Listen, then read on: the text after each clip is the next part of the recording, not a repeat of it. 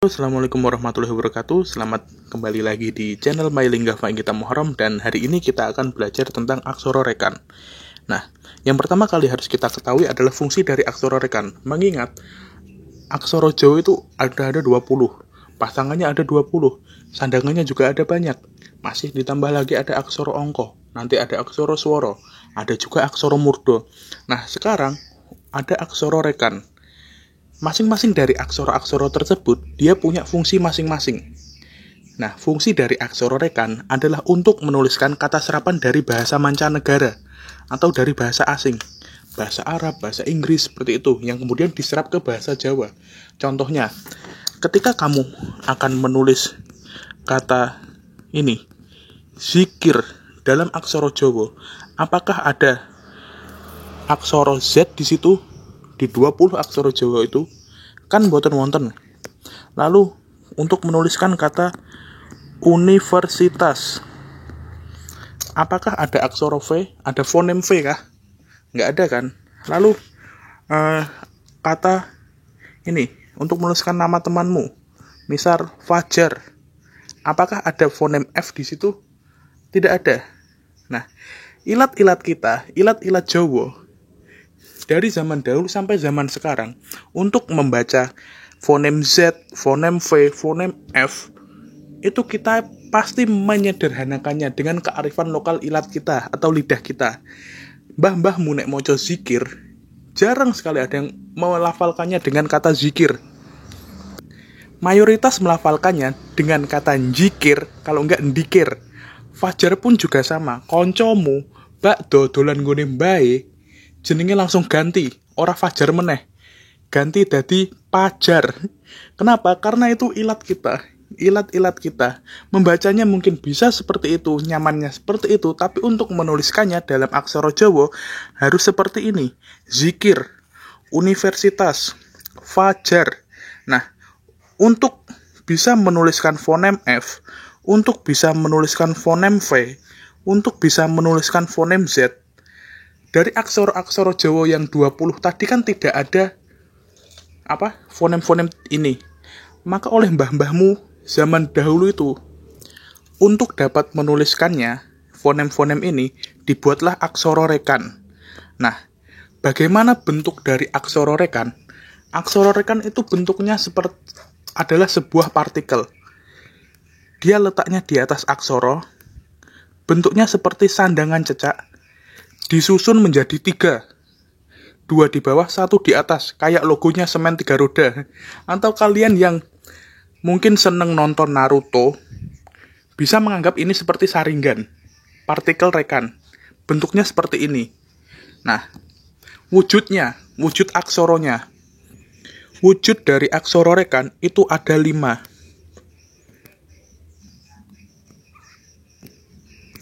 5 aksara. Hanya 5. Yang pertama yaitu DZ, yang kedua GH, yang ketiga F atau V, yang keempat KH atau Q, dan yang terakhir adalah Z. Mari kita mulai dari yang pertama, yaitu DZ. DZ dia terbentuk dari aksara Do. Aksara Do bentuknya seperti ini. Nah, aksara Do ini dia ditambah dengan partikel rekan tadi sehingga menjadi seperti ini. Menjadi Z. Hanya aksara Do ditambahkan dengan partikel rekan tadi. Lalu yang kedua aksara GH. Aksara GH dia terbentuk dari aksara Go yang bentuknya seperti ini. Aksara Go ini dia ditambahkan dengan partikel rekan sehingga menjadi Go. Go yang pakai H atau GHA. Seperti ini. Lalu yang ketiga aksara F atau V. Aksara F atau V dia terbentuk dari aksara Po. Aksara Po ini ditambah dengan partikel rekan sehingga menjadi seperti ini. Fa atau Fa yang pakai V. Lalu yang keempat itu aksara KH atau Q. Nah, aksara KH atau Q, dia terbentuk dari aksara Ko. Aksara Ko ini dia mendapatkan partikel rekan, sehingga menjadi seperti ini. Nah, ini K atau H. Lalu yang terakhir fonem Z. Nah, fonem Z ini dia terbentuk dari aksara Jo. Aksara Jo seperti ini ditambahkan dengan partikel rekan sehingga menjadi Z. Jadi hanya terbentuk dari 5 fonem tadi, yaitu yang pertama Do, DA, yang kedua Go, yang ketiga Po, yang keempat Ko, dan yang kelima Jo. Nah, kelima aksara tadi cukup ditambahkan dengan partikel rekan di atasnya sudah menjadi aksara rekan. Jadi tidak perlu menghafal aksara baru. Nah, lalu selanjutnya penulisan sandangan. Karena letak aksara rekan itu di atas partikelnya, maka tentu akan bertumbukan dengan sandangan-sandangan yang letaknya juga di atas. Contoh, sandangan wulu, I, cecak, eng, layar, R, dan juga pepet, E. Nah, karena keempat sandangan ini letaknya juga di atas, yang tentunya akan bersandingan dengan partikel aksara rekan, tentu ada aturan penulisan sandangan masing-masing. Lalu bagaimanakah aturan penulisannya? Nah, untuk ketiga sandangan ini, yaitu wulu, cecak, dan layar, partikel rekan ditulis terlebih dahulu. Jadi, letak partikel rekan itu diletakkan sebelum sandangannya. Kalian menulis partikel rekannya terlebih dahulu, baru menuliskan sandangannya. Seperti ini, atau yang layar saya taruh di atas. Seperti ini. Ini untuk penulisan sandangan wulu, cecak, dan layar. Nah, lalu bagaimana untuk menulis pepet? Untuk menulis pepet, partikel rekan itu ditulis di dalamnya. Jadi penulisannya seperti ini.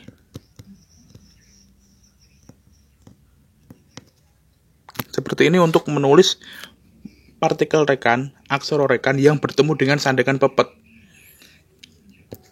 Tentunya ada lagi, yaitu penulisan pasangan dari aksara rekan. Nah, aksara rekan itu tidak boleh dipasangi atau tidak boleh jadi pasangan. Lalu bagaimana apabila aksara rekan tadi memerlukan pasangan? Jika aksara rekan membutuhkan pasangan atau letak aksara rekan berada di belakang aksara yang harus disigek atau mati vokalnya, maka pangkon boleh diletakkan di tengah. Kalau kalian ingat, pangkon dulu diajarkan bahwa pangkon tidak boleh diletakkan di tengah kata atau di tengah kalimat. Nah, untuk penulisan aksara rekan yang butuh pangkon, yang butuh dimatikan vokalnya di tengah-tengah kalimat atau tengah-tengah kata, pangkon boleh diletakkan di tengah.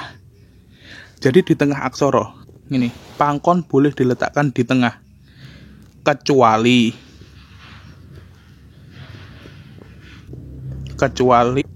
aksara rekan po, aksara rekan fa. Kenapa? Karena letak dari pasangan aksara rekan fa atau dari aksara Jawa po, dia letaknya di belakang. Bentuknya seperti ini. Apabila menemui kata yang membutuhkan aksara rekan po setelah vokalnya mati atau memerlukan pasangan po ini, maka diberlakukan peraturan pasangan seperti biasa. Pangkon tidak boleh di tengah. Selain aksara po atau aksara fo ini, pangkon diletakkan di tengah, menulisnya pakai pangkon. Contoh, untuk menulis zakat fitrah. Ini kan letaknya setelah pangku.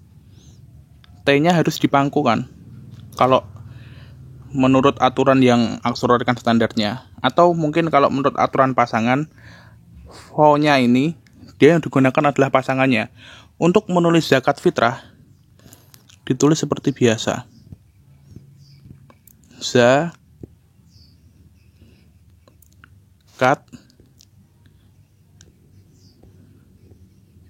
fitrah seperti ini. Nah, sedangkan untuk menulis aksara rekan lain yang perlu pasangan di tengah, contoh untuk menulis frasa sawek zikir, menulisnya seperti ini, sawek,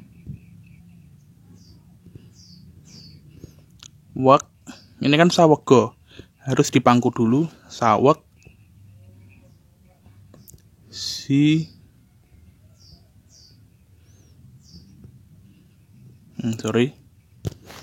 zikir seperti ini. Jadi selain vo untuk Z, GH, KH atau Q dan DZ, apabila menemui seperti ini, yang ini pangku atau dikasih pangkon, menulisnya seperti itu. Sedangkan untuk seperti tadi zakat fitrah ditulis dengan pasangan seperti biasa. Nah, kita contoh menulis kalimat ya, menulis frasa aja. Kita mulai dari kata. Kita akan menulis kata tadi fajar. Untuk menuliskan fajar, fajar. Oke. Lalu lagi untuk misal kita mau menulis universitas, kita tulis seperti biasa, ini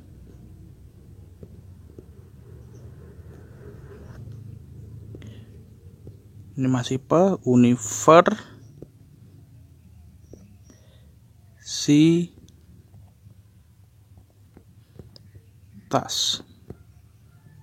seperti ini menulisnya.